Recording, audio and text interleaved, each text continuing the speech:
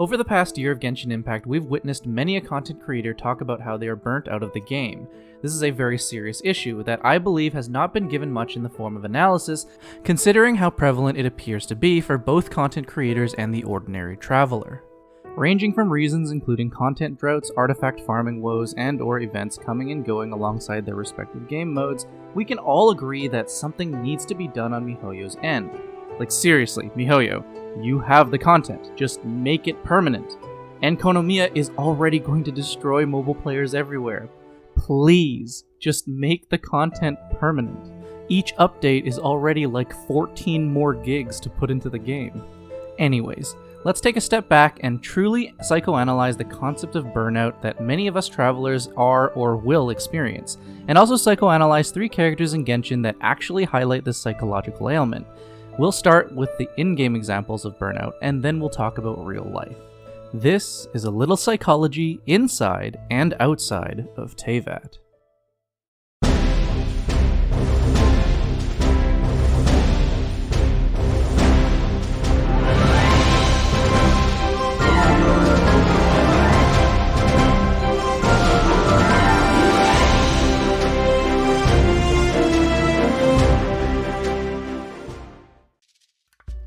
Okay, you can probably guess which 3 characters I'm talking about.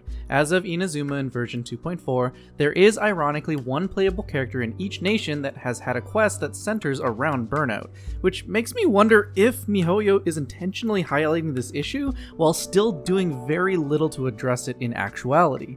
These 3 characters are of course Jean, Ganyu, and Kokomi. Who guessed it? Be honest. I'm not going to go into too much detail about their quests specifically for the sake of time, but I will highlight what each quest brings to the table in terms of our topic today. In order in which we encounter them, Jean is the acting Grandmaster of the Knights of Favonius, and is thus in charge of delegating all duties to her fellow knights. But it would appear, according to Kaya, that all requests from the citizens of Mondstadt are kinda directed at her, alongside the enormous amount of paperwork she has on hand all the time, and it's no wonder why she's barely able to do anything at all outside of work. Although, whenever we go to her office, she doesn't appear to be there, probably having to search for someone's cat. Seriously, Jean, get Amber to do this. The knights don't need an outrider, they need an inrider. In Liyue, it is not directly Ganyu who's experiencing burnout, but when she suddenly leaves to pursue some soul searching, 3 humans are left with her impossible workload, to the point where they're about to collapse when we encounter them. For as prosperous as Liyue is, I'm almost certain that this prosperity is like 80% because of Ganyu. Without her, Liyue would probably fall apart. Sadly, it does not seem as though Zhongli is aware of this. Screw the Qixing, Ganyu is the real hero here. And finally, in Inazuma, but more specifically Watatsumi Island, we find Kokomi, whom we literally find sleeping at her desk because apparently everyone on the island is incapable of lending an administrative hand. No wonder the people on Watatsumi Island revere her so much, because she's willing to put up with their bullshit. Seriously, she's a descendant of dragon lords and you guys have relegated her to desk work? As you can clearly see, these 3 highlight a major problem within the nations of Teyvat, and make me very curious if we're going to be seeing another overworked female in Sumeru. But of course, only time will tell.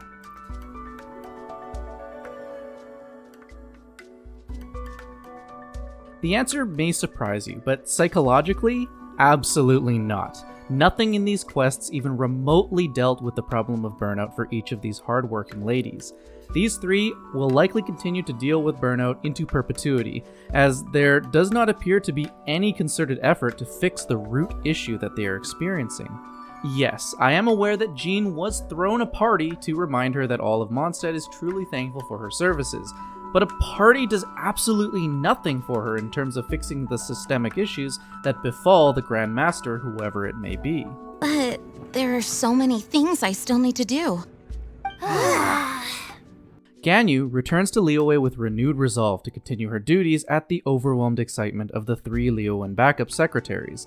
But if, God forbid, Ganyu were to become seriously hurt or ill in the future, there would return a massive vacuum in her workload not being attended to, because she seems to be the only mortal, both physically and mentally, able to get everything done. This is what we call putting all of your eggs in one basket. We couldn't have imagined that Miss Ganyu's daily workload far exceeds what the three of us are used to doing. We don't even know how long we've been working. We feel guilty for taking even a short breather like we are now. Looks like you got a serious emergency on your hands. Speaking of Julian Karst, Traveler, I've heard that you can go in and out of there as you please. Of course! We've been there lots of times. Ah, that's good news. Could you go to Julian Karst and find Miss Ganyu for us? Preferably before we collapse under this workload. And don't even get me started with Kokomi, because literally nothing changes in her quest. Once again, we encourage her to keep going. We help her with one night of work and then leave her to her own devices for the foreseeable future. Yes, the truce between Watatsumi Island and the rest of Inazuma will likely lessen her workload, but this is an external fix, not a systematic resolution. Everything that transpires on Watatsumi Island is still going to weigh on her singular shoulders. You run on energy? You mean you're like a ruin girl? No, it's just a figure of speech. I'm ashamed to admit it, but I can't always be the infinitely capable person I present myself as. You noticed? I guess I haven't quite mastered the ability to hide how I'm feeling. I'll keep working at it. So, clearly, all we've accomplished in these quests is placing a flimsy band-aid on a gaping wound.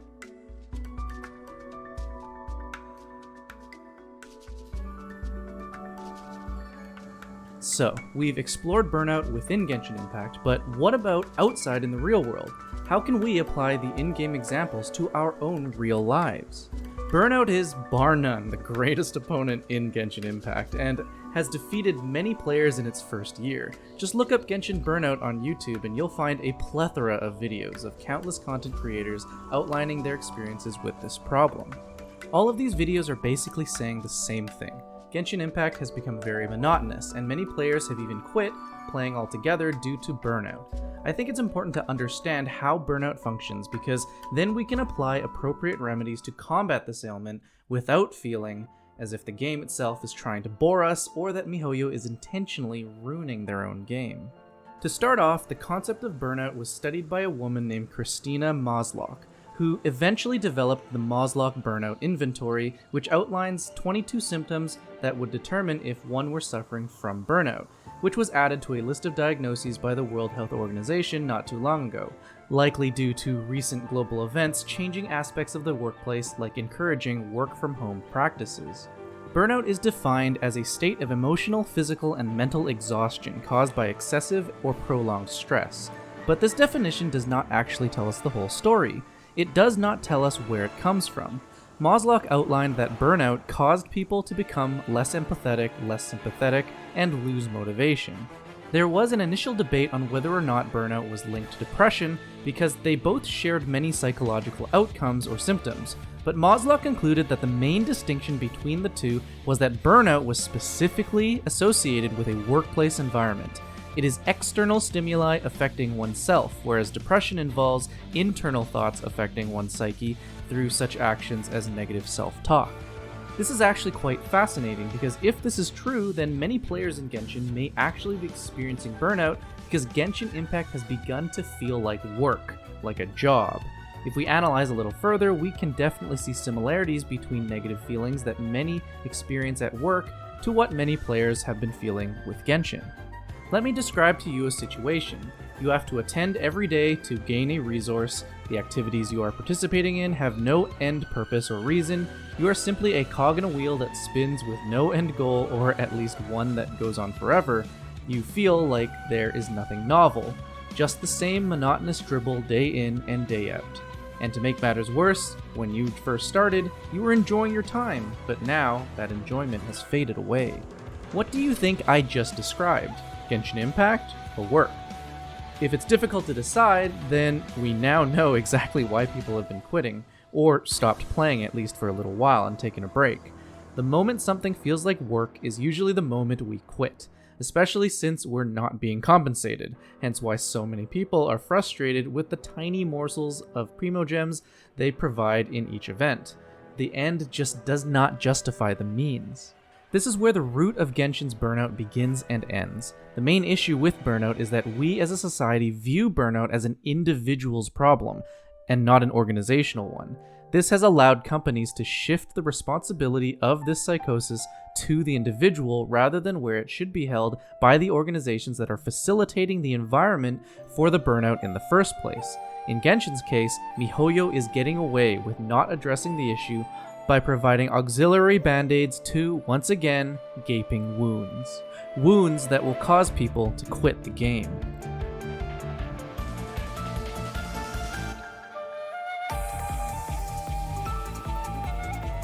Finally, tying this back to Jean, Ganyu, and Kokomi, unless there is a systematic change to the organizations that they are a part of, their plight will continue into the foreseeable future. It is only by changing the organizational structures that these three are a part of that their mental health can be attended to. And let's face it, things are pretty bad as we've already witnessed Jean fainting on a regular basis and being brought to the cathedral for Barbara to look after. It's just burnout from work stress. She'll be fine after a good old rest. Thanks for bringing her here. She may have tried to keep soldiering on otherwise. It's not a surprise, though. She does have a lot to get through every day. Poor Jean. She's always been one to push herself too hard while overlooking her own needs. Ganyu leaves for maybe a day or two, and the administration of the Qixing is already calling it quits. It's shocking how much work there is to do, even for the three of us. And she's been handling it alone all along. The Qixing secretary clearly isn't an ordinary person. It's so frustrating. And Kokomi, the military strategist for the resistance, is napping at her desk. How she's making sound decisions is beyond me, as the first thing that usually goes when being sleep deprived is one's ability to make sound decisions. Avoid disaster. Protect peace at all costs. The war's over. Things are slowly getting better. Just think about it. All three nations rely on these individuals, and yet they are not attending to their mental health in the slightest, apart from momentary celebrations of encouragement. Why not change things so that they don't literally lose consciousness while running the city? Kaya does mention that the knights finished Jean's requests for a day, but this is just one day. How about making this a regular thing? Fear not. We wanted to make sure you could relax and enjoy yourself. So while you were away, we all pitched in and finished off your work for you. Every last task. And don't tell me they have more important things to do. Yeah, I'm looking at you, Kaya. Oh, so sorry. At the same time, if MiHoYo does not make changes that not only make the game more fun, but more importantly, make the game not feel so much like work, our fundamental issues with the game will not be quelled. And of course, as for our three ladies, studies have shown that when mental health is attended to within the workday, people are much more productive and more importantly, their mental health is safeguarded from burnout. But of course, what do you think? Are Jean, Ganyu, and Kokomi victims of burnout caused inadvertently by the cultures that they inhabit? Or should they just suck it up and do what their roles demand? And also, could this issue be related to the heavenly principles in some adjacent way? If there are questions that you have regarding the behavior or motivations of characters in Genshin Impact that can be answered by psychoanalysis, let me know in the comments and I will do my best to find some answers for you. And if you have your own thoughts about burnout inside and outside of Genshin Impact, jot them down as well. If you enjoyed this video, leave a like and subscribe to the channel. By liking the video and subscribing to the channel, you'll be actively telling YouTube that this video and all my other videos are worth watching. Better yet, please share this video with a fellow Genshin Impact player so that we can start a dialogue on the psychological aspects of these characters we all love. And follow me on Twitter to know when I post and read some Genshin memes along the way. And thank you for visiting A Little Psychology in Teyvat. There are so many things I still need to do. Hey, my name's Burnout. That's not true. Stupid question. Why would you ask that? No way. Just try on. We're being child. Mark my words. Vengeance will be mine. Paimon's all out of brain juice again.